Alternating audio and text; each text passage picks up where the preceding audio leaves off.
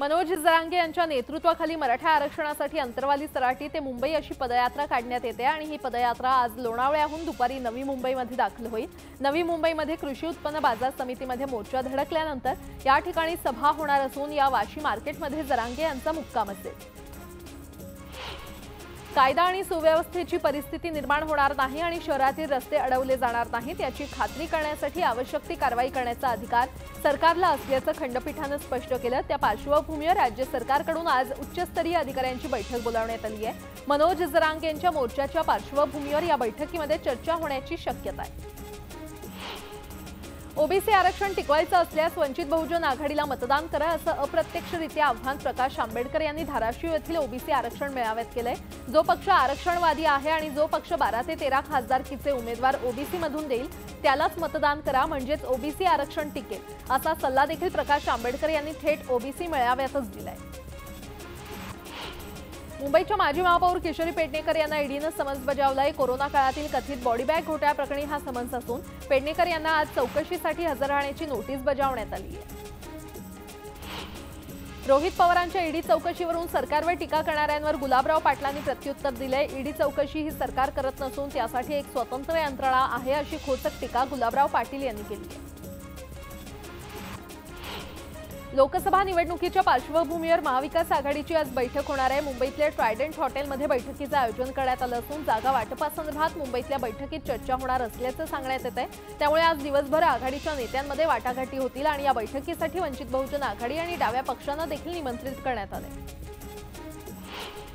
राष्ट्रवादी आमदार अपात्रता प्रकरणी आज अजित पवार गटाच्या नेत्यांची साक्ष नोंदवण्यात येणार आहे। खासदार सुनील तटकरे आणि मंत्री अनिल पाटील यांची साक्ष नोंदवण्यात येणार आहे। अजित पवार गटाचे शिक्षक पदवीधर मतदारसंघाचे आमदार विक्रम काळे यांना पुन्हा एकदा मंत्रिपदाचे डोहाळे लागलेले आहेत। कारण मंत्रिपदाची इच्छा विक्रम काळे यांनी थेट पत्रकारांसमोरच बोलून दाखवली आहे। मी सामान्य लोकांची कामं करतो तसंच सामान्यांची कामं करायची असल्यास मंत्रिपद हवंय आणि ते मागणं मला काही गैर वाटत नाही असं ते म्हटलंय।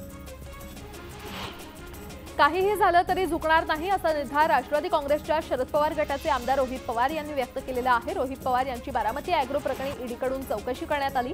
तब्बल 11 तास रोहित पवार यांची ईडी चौकशी करण्यात आली। रोहित पवार रात्री 10:15च्या सुमारास ईडीच्या कार्यालयाबाहेर पडले। दरम्यान पुन्हा एकदा 1 फेब्रुवारी रोजी चौकशीला बोलावण्यात आल्याची माहिती रोहित पवार यांनी दिली आहे। विरोधकांचं नमोहरण करण्यासाठी ईडी, सीबीआय आणि इन्कम टॅक्स सारख्या शस्त्रांचा वापर होत असल्याचा आरोप राष्ट्रवादीचे ज्येष्ठ नेते एकनाथ खडसे यांनी व्यक्त केलाय। सत्ताधाऱ्यांच्या एकाही आमदार खासदारावर ईडीची कारवाई केली जात नाही अशीही टीका त्यांनी केली आहे। कोरोना काळातील खिचडी वाटप आर्थिक घोटाळ्याप्रकरणी संजय राऊत यांचे बंधू संदीप राऊत यांना ईडीने समन्स बजावलेला आहे। सूरज चव्हाण अटक झालेल्या प्रकरणात संदीप राऊत यांची देखील ईडी चौकशी करण्यात येणार आहे। पुढील आठवड्यात संदीप राऊत यांना चौकशीला हजर राहण्याचं समन्स बजावण्यात आलंय। मराठा आरक्षणासंदर्भातील क्युरेटिव्ह पिटिशन संदर्भात सुप्रीम कोर्टात महत्त्वाची सुनावणी पार पडली। सरन्यायाधीश धनंजय चंद्रचूड यांच्या कार्यालयामध्ये याचिकेबाबत सुनावणी झाली। दरम्यान याचिका स्वीकारण्यासंदर्भात सरन्यायाधीशांनी निकाल राखून ठेवलाय आणि त्यामुळे कोर्टाच्या निर्णयाकडे सर्वांचंच लक्ष असेल। मराठा आरक्षणासंदर्भात नेमलेल्या न्यायमूर्ती संदीप शिंदे यांच्या समितीला शासनाकडून पुन्हा मुदतवाढ देण्यात आली आहे। समितीकडून कुणबी दाखले शोधण्याचं काम सुरू आहे। यासाठी शासनाने 29 फेब्रुवारीपर्यंत मुदतवाढ दिली आहे आणि यापूर्वी देखील शिंदे समितीला मुदतवाढ देण्यात आली होती। मराठा आरक्षणासंदर्भात राज्य सरकारनं मोठं पाऊल उचललंय। राज्य मागासवर्ग आयोगासाठी राज्य सरकारनं 360 कोटी 12,59,000 रुपयांचा निधी मंजूर केलाय। मराठा आरक्षणासंदर्भात मागासवर्ग आयोग सर्वेक्षण करत असल्यानं आयोगाच्या सदस्यांना देशांतर्गत प्रवास, कार्यालय आणि कार्यालयीन कामाकरता हा निधी मंजूर करण्यात आलाय। उल्हास पाटलांच्या भाजप प्रवेशाचा जास्त फायदा भाजपला होणार नाही असा दावा राष्ट्रवादी नेते एकनाथ खडसे यांनी केलाय। उल्हास पाटलांच्या पाठीशी सर्वसामान्य मतदार नसल्याचा दावा देखील त्यांनी केलाय। तसंच भाजपमध्ये आता बाहेरून येणाऱ्या लोकांचाच जास्त भरणा असल्याची टीका देखील त्यांनी केली। भाजपचे माजी उपमहापौर हसमुख गेहलोत यांच्या मार्फत भाईंदरमधील रामभक्तांसाठी भव्य लाईट शोचं आयोजन करण्यात आलंय। यावेळी या लाईट शो मार्फत श्रीरामांचं मनमोहक दर्शन रामभक्तांना देण्यात आलं। परभणीतील मराठा तरुण चक्क घोड्यावर बसून मुंबईकडे रवाना झालाय। कोणत्याही परिस्थितीमध्ये आरक्षण घेऊनच परतणार असा निर्धार त्याने केलाय। गाड्या अडवतील मात्र घोड्याला कोण अडवणार अशी प्रतिक्रिया देखील या युवकानं दिली। राज्यभरातून मराठा आंदोलक लोणावळ्यामध्ये मुक्कामासाठी होते। खुल्या मैदानात मुक्काम केल्याने आंदोलक चांगलेच गारठून गेले। या थंडीपासून बचाव करण्यासाठी आंदोलकांनी जागोजागी शेकोट्या पेटवल्या। कल्याण डोंबिवलीमध्ये असलेल्या बेकायदा बांधकामाचं सर्वेक्षण करण्याचे आदेश देण्यात आलेले आहेत। उच्च न्यायालयानं कल्याण डोंबिवली पालिकेला 2 महिन्यांची मुदत दिली आहे। तसंच सर्वेक्षणानंतर कारवाई करण्याचे आदेश देखील देण्यात आले। राज्यात कोरोनाच्या 59 नव्या रुग्णांची नोंद झाली आहे, तर राज्यातील सक्रिय रुग्णांची संख्या 377 वर पोहोचली आहे। त्यामुळे नागरिकांना काळजी घेण्याचं आवाहन आरोग्य विभागाकडून करण्यात येत आहे। आता मुंबई ते नागपूरचा प्रवास अवघ्या 8 तासात पूर्ण होणार आहे। इगतपुरी आमणे रस्त्याच्या शेवटचा टप्पा जुलैमध्ये पूर्ण होणार आहे। त्याच मार्गावरील बोगदे आणि पुलांचं काम आव्हानात्मक आहे। राष्ट्रीय मतदार दिनानिमित्त भारत निवडणूक आयोगाकडून वेगवेगळ्या कार्यक्रमांचं आयोजन करण्यात आलं आहे। यावेळी राज्यातील कर्मचारी आणि अधिकारी या कार्यक्रमामध्ये सहभागी होणार आहेत। बोरिवलीतील संजय गांधी राष्ट्रीय उद्यानातील मिनी ट्रेन पुन्हा सुरू होणार आहे। त्यासाठी 43 कोटी 33 लाखांच्या अंदाजपत्रकाला मान्यता देण्यात आलेली आहे। याबाबतचा शासन निर्णय महसूल आणि वन विभागानं जारी केला आहे। 10वी आणि 12वीच्या विद्यार्थ्यांना दिलासा देणारा निर्णय घेण्यात आलेला आहे। परीक्षेदरम्यान विद्यार्थ्यांना 10 मिनिटांचा वेळ वाढवून देण्यात आला आहे। राज्य माध्यमिक आणि उच्च माध्यमिक शिक्षण मंडळानं हा निर्णय घेतलाय। मराठा आरक्षणासाठी मुंबईतील 39 लाख कुटुंबांचं सर्वेक्षण होणार आहे आणि या सर्वेक्षणाच्या कामासाठी मुंबई पालिकेतील 30,000 कर्मचारी सुट्टीविना घरोघरी जाऊन सर्वेक्षणाचं काम पूर्ण करणार आहे। मध्य रेल्वेतून विना तिकीट प्रवास करणाऱ्या फुकट्या प्रवाशांवर कारवाई करण्यात आली आहे, तर चालू वर्षात 20 जानेवारीपर्यंत 1.85 लाख प्रवाशांवर कारवाई करण्यात आली आहे। संपूर्ण राज्यात पुढील काही दिवसात थंडीची लाट येणार आहे। पुढील 3 ते 4 दिवस राज्याच्या अनेक भागात तापमानाचा पारा आणखी कमी होण्याची शक्यता आहे। महाराष्ट्राच्या अंतर्गत भागात विशेषतः राज्याच्या उत्तर भागात थंडीचा कडाका आणखी वाढणार आहे।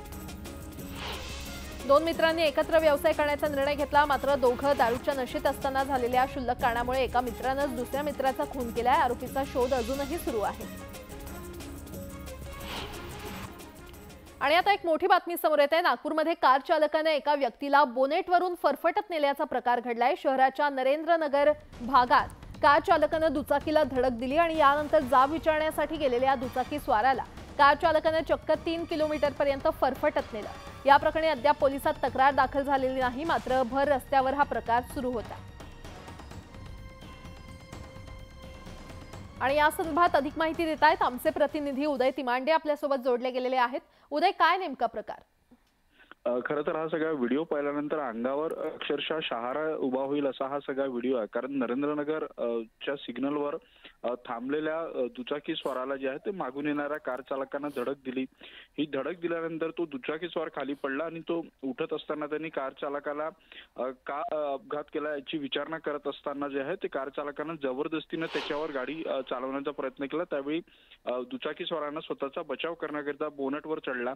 थोड्या अंतरावर जाऊन ती गाडी थांबवणं अपेक्षित होतं, मात्र त्या कार चालकानं तसं न करता मुजोरी करत जवळपास 3 किलोमीटर ती गाडी तशीच चालवत नेली आणि त्या बोनटवर तो दुचाकी स्वार अडकलेला होता। सुदैवानं या दरम्यान कुठला अपघात झाला नाही, नाहीतर त्या दुचाकी स्वाराच्या या सगळ्या प्रकरणात जीव देखील जाऊ शकला असता। मात्र ज्या मुजोरीनं तो कार चालक ही कार चालवत होता, ही सगळी घटना जी आहे ती त्या रस्त्यानं जाणाऱ्या एका नागरिकानं जी आहे ती मोबाईलमध्ये कैद केलेली आहे। या सगळ्या प्रकरणाची त्या दुचाकी स्वारानं किंवा कार चालकानं अद्याप पोलीस तक्रार केली नाही। त्यामुळे नेमका हा दुचाकी स्वार आणि हा कार चालक कोण आहे हे स्पष्ट होऊ शकलं नाहीये। पोलीस आता सीसीटीव्हीच्या माध्यमातून या सगळ्या प्रकाराचा शोध घेत आहे। मात्र अशा पद्धतीने जर मुजोरी करून कोणी कोणाच्या जीवावर उठत असेल तर हे नक्कीच चिंताजनक आहे असं म्हणावं लागेल। खरं उदय, धन्यवाद या सविस्तर माहितीसाठी।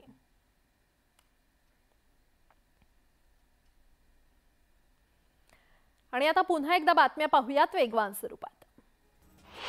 पुण्यात महापालिका घनकचरा विभागाच्या भोंगळ कारभाराविरोधात रिपब्लिकन श्रमिक ब्रिगेडच्या वतीनं जागरण गोंधळ आंदोलन करण्यात आलं। शहरातील कचऱ्याची योग्य ती विल्हेवाट लावण्याची मागणी यावेळी करण्यात आली। दहशतवादी संघटना कनेक्शन प्रकरणी नाशिकमध्ये एटीएसनं मोठी कारवाई केली आहे। भारतात बंदी घालण्यात आलेल्या संघटनांना फंडिंग केल्याप्रकरणी एकाला अटक करण्यात आली आहे। हुसेन शेख असं या आरोपीचं नाव आहे। आणि आता एक सविस्तर बातमी। उद्धव ठाकरेंना नाशिकमध्ये पार पडलेल्या महाअधिवेशनातून सत्ताधाऱ्यांवर जोरदार प्रहार केले। त्यानंतर आता सत्ताधारी शिंदेंच्या सेनेनं देखील ठाकरेंच्या नाशिक दौऱ्यातील पेहरावावरून चिमटे काढायला सुरुवात केल्याचं दिसतंय। पाहूयात।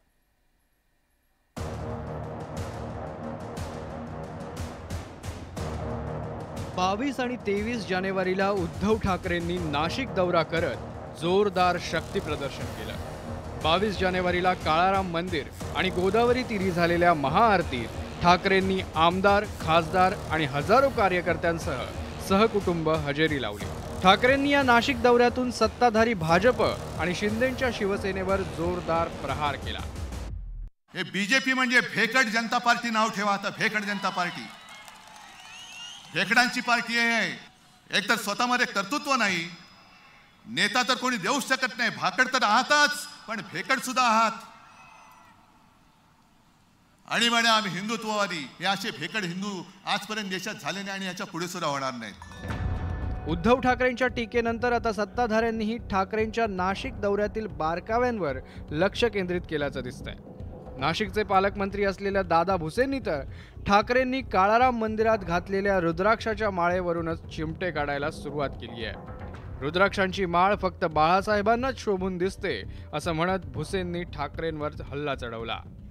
शिवसेना प्रमुख हे जे पद आहे, जनतेने दिलेलं, शिवसैनिकांनी दिलेलं पद, ते फक्त शिवसेना प्रमुखांना शोभून दिसेल, बरोबर। रुद्राक्षाची माळ ही शिवसेना प्रमुखांच्या हातांनाच शोभून दिसेल। त्याच्या पाठीमागचं कित्येक वर्ष शून्यातून त्यांनी विश्व निर्माण केलं, त्यांनी त्याग केला। एकंदरीतच ठाकरेंनी नाशिक दौऱ्यांच्या माध्यमातून करण्याचा प्रयत्न केला। त्यानंतर झालेल्या महाअधिवेशनात ठाकरेंसह त्यांच्या पक्षाच्या नेत्यांनी टीकेचे बाण चालवले। पण आता सत्ताधाऱ्यांकडूनही ठाकरेंच्या दौऱ्याचा समाचार घ्यायला सुरुवात झाल्याचं दिसतंय। Bureau report, news 18 Lokmat. पुढची बातमी पाहूयात। मीरा रोड तोडफोडीच्या घटनेनंतर महापालिकेनं काही अनधिकृत बांधकामांवर कारवाईचा बडगा उगारलाय। उत्तर प्रदेशच्या धर्तीवर महाराष्ट्रात देखील बुलडोझर देवा पॅटर्न राबवला जाणार असल्याचा दावा भाजपकडून केला जातोय। पाहूयात।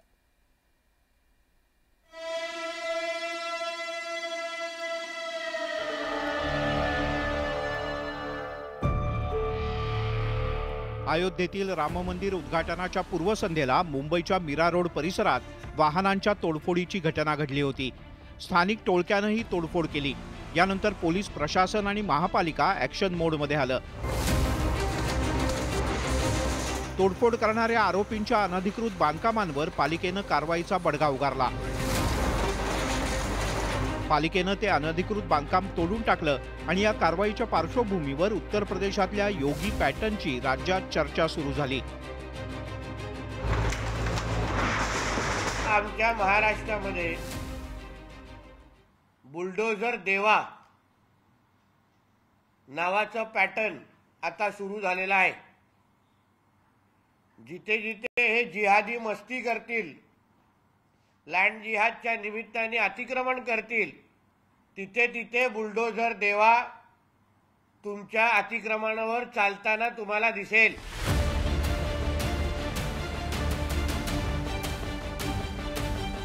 उत्तर प्रदेशात मुख्यमंत्री योगी आदित्यनाथ यांनी अशाच प्रकारे अनेक ठिकाणी कारवाई केली। गुन्हेगार आणि समाजकंटकांच्या घरावर बुलडोझर चालवल्याचं त्या कारवाईतून पाहायला मिळालं। खरं तर त्यावरूनच उत्तर प्रदेशात राजकीय वाद सुद्धा रंगला। कारवाई करताना योगी सरकारकडून समाजातील ठराविक घटकाला टार्गेट केलं जात असल्याची टीकाही झाली होती। मीरा रोड तोडफोड प्रकरणानंतर महापालिकेनं केलेल्या कारवाईच्या पार्श्वभूमीवर महाराष्ट्रातल्या शिंदे सरकारला सुद्धा तोच पॅटर्न राबवायचा आहे का, हा खरा प्रश्न आहे। Bureau report, news 18 Lokmat. आणि आता एक मोठी बातमी। दहशतवादी संघटना कनेक्शन प्रकरणी नाशिकमध्ये एटीएसनं मोठी कारवाई केली आहे। भारतात बंदी घालण्यात आलेल्या संघटनांना फंडिंग केल्याप्रकरणी एकाला अटक करण्यात आली आहे। हुसेन शेख असं या आरोपीचं नाव आहे। हुसेन शेखला तिडके कॉलनी परिसरातून अटक करण्यात आली आहे। आरोपी हा उच्च शिक्षित असून अनेक खासगी कंपन्यांमध्ये तो भागीदार असल्याची माहिती समोर आली आहे। दरम्यान शेखच्या साथीदारांचा शोध सुरू असून यासाठी कर्नाटक, बिहार आणि तेलंगणा या राज्यात एटीएसची पथकं रवाना झाली आहेत।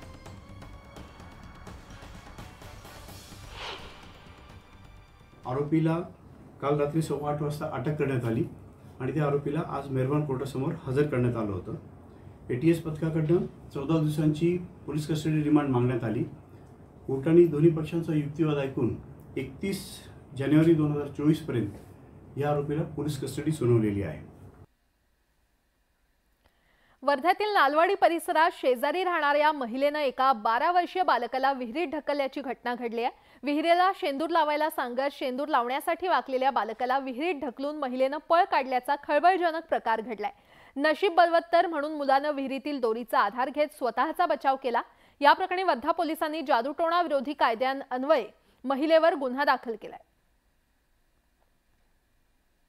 एकंदरीत हा प्रकार हा जादूटोणाच्या आणि अंधश्रद्धेच्या याच्यातून झालेला असल्याचं सकृतदर्शनी दिसून आलं. त्यावरून पोलीस स्टेशन वर्धा शहर येथे गुन्हा दाखल करण्यात आलेला आहे आणि त्या गुन्ह्याचा तपास सुरू असून पुढील योग्य ती कारवाई करण्यात येत आहे. आणि विहिरीची पाहणी केली. विहिरीवर शेंदुराने ओम गाळलेला आहे, 5 बोटं लावलेलं आहेत आणि त्यांनी सांगितलं की मला पूजा करायला लावलीत आणि दगडं टाकायला लावलेत आणि दगड टाकतानीच मला ढकलून दिलेलं आहे. म्हणजे हे नरबळीसारखीच एक सदृश्य घटना आहे. नरबळीमध्ये फक्त खून केला जातो किंवा त्याचा गळा कापला जातो, याच्यामध्ये ते झालेलं नाही आहे. परंतु जोपर्यंत त्या बाईची मुलाखत आपली होत नाही आणि त्या बाईची भेट घेत नाही तोपर्यंत याच्या पाठीमागचं काय गूढ आहे, नेमकं तिनं जीव कशासाठी घेण्याचा प्रयत्न केला, हे अजून मात्र आपल्याला अंधारात ठेवण्यासारखं आहे. आणि मग पोलिसांनी केलेली कारवाई जरी असेल तरी महाराष्ट्र अंधश्रद्धा समितीचा एक कार्यकर्ता म्हणून आम्ही पण आमच्या परीनं तपास करू आणि यातून सत्य काय ते उलगडून दाखवू. आणि बातमीपत्रामध्ये एक छोटासा ब्रेक. पाहत रहा न्यूज 18 लोकमत.